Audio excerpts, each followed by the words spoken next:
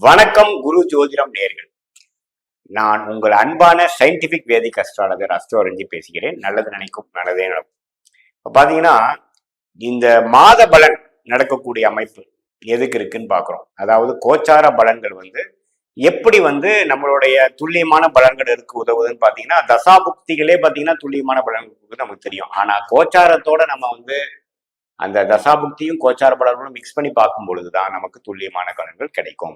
இப்ப பாத்தீங்கன்னா தசாபுக்தியில ஒரு 50% கிடைக்கணுங்கிற ஒரு விதி இருந்ததுன்னா கோச்சாரம் நல்லா இருக்கு, அந்த கிரகம் அந்த தசாபுக்தியோட தசநாதன் கோச்சாரத்துல நல்லா இருக்குது அப்படிங்கிற பொழுது அந்த ராசிக்கு நல்ல ஒரு பாவத்துல இருக்கும் பொழுது அந்த தசாபுக்தியோட பலன்கள் கொஞ்சம் தூக்கலா நடக்கும். அதே கொஞ்சம் சாதகமற்ற இருக்கும் பொழுது இன்னும் கொஞ்சம் இழுபறியாவும் இன்னும் கொஞ்சம் சாதகமற்ற ஒரு பலன் தான் தசாபுக்திகள் நடக்குங்கிறது தெரிஞ்சுக்கணும். ஸோ எப்பவுமே பாத்தீங்கன்னா இந்த சனி பயிற்சி, ராகு கேது பயிற்சி, குரு பயிற்சிங்கிற ஒரு பயிற்சி பலன் இருக்கு இல்லைங்களா, அது மாத பயிற்சியா இருந்தாலும் ஆண்டு பயிற்சிங்கிற ஒரு விஷயத்தையும் நம்ம கருத்தில் கொண்டு தசாபுக்திகளோட மிக்ஸ் பண்ணி நம்ம பலன்கள் எடுக்கிறப்பதான் துல்லியமான பலன்கள் நம்ம எடுக்க முடியும். தொடர்ந்து நம்மளுடைய வீடியோஸ் பாருங்க. புதுசா வரவங்க கண்டிப்பா சப்ஸ்கிரைப் பண்ணுங்க, ஃப்ரெண்ட்ஸ் அண்ட் ரிலேட்டிவ்ஸ்க்கு ஷேர் பண்ணுங்க. அந்த வகையில பாத்தீங்கன்னா நம்ம இந்த காணொலியில என்ன பார்க்க போறோம்னா மிதுன ராசிக்காரர்களுக்கு 2024 ஏப்ரல் மாதம் எப்படி இருக்க போகுதுங்கிற பலாபலன்களை பார்க்க போறோம்.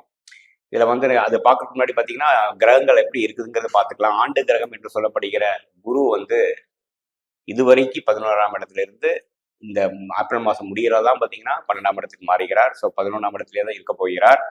ராகு 10ஆம் இடத்திலும், கேது 4ஆம் இடத்திலும், சனி 9ஆம் இடத்திலும் இருக்கிறார். ஸோ இந்த அமைப்புல எந்த மாற்றமும் இல்லை.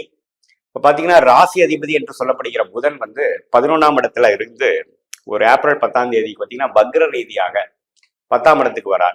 10ஆம் இடத்துக்கு வரும்பொழுது சுக்கிரனும் அங்க இருக்கும்போது நீச்ச பங்கம் அடைகிறார். ஸோ இதுல என்ன ஒரே ஒரு சின்ன ஒரு தடங்கள் என்னன்னா இதுல ராகும் இருந்து சுக்கிரனும் புதனும் ராகுவால் பீடிக்கப்படுகிற ஒரே ஒரு விஷயம்தான் ஒரு தடங்களா இருக்க போகும்போதே, மற்றபடி இந்த நீச்ச பங்க அம்சமும் 10ஆம் இடத்திலேயே ராஜோகாதிபதி என்று சொல்லப்படுகிற சுக்கிரன், புதன், அதாவது ராசி அதிபதி எல்லாம் சேர்ந்து பாத்தீங்கன்னா ஒரு விதமான ராஜயோகத்தை கொடுக்கக்கூடிய அமைப்பு உண்டு. ஸோ கேந்திராதிபதியும் திருகோணாதிபதியும் சேருவது ஒரு நல்ல சேர்க்கையா இருக்குது. ஸோ தொழில் விஷயத்துல ஒரு உத்வேகத்தையும் இது வரைக்கும் நீங்க ஒரு பிளான் பண்ணி எக்ஸிக்யூட் பண்ண முடியாம இருந்தீங்க அப்படிங்கிற மாதிரி விஷயம்லாம் இப்போ நல்லாவே எக்ஸிக்யூட் பண்ணக்கூடிய அமைப்பு உண்டு. அதே சமயத்துல சூரியன் ஏப்ரல் 14ஆம் தேதி பாத்தீங்கன்னா 10ஆம் இடத்துல இருக்கிற சூரியன் 11ஆம் இடத்துக்கு வராரு. ஸோ இது பாத்தீங்கன்னா இதுவும் ரொம்ப நல்ல விஷயம் இருக்கு. ஏன்னா சூரியனே 10ஆம் இடத்துல இருக்கும் பொழுது நல்ல பலம் பெற்று தொழில் விஷயத்துல முன்னேற்றத்தை கொடுத்து ஒரு உத்வேகத்தை கொடுக்குதுங்க. அது லாபஸ்தானம் என்று சொல்லப்படுகிற ஏப்ரல் 14ஆம் தேதிக்கு அப்புறம் வரக்கூடிய மேஷத்துக்கு உச்சமடைகிறது ரொம்ப நல்ல விஷயம்.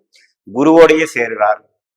ஸோ சூரியனும் குருவும் சேருவது ஒரு அருமையான அமைப்பு, ஒரு பொற்காலம்னே சொல்லலாம். இது வரைக்கும் நீங்க பிளான் பண்ணிட்டு இருந்த விஷயங்களா எக்ஸிக்யூட் பண்ணக்கூடிய அமைப்பு உண்டு.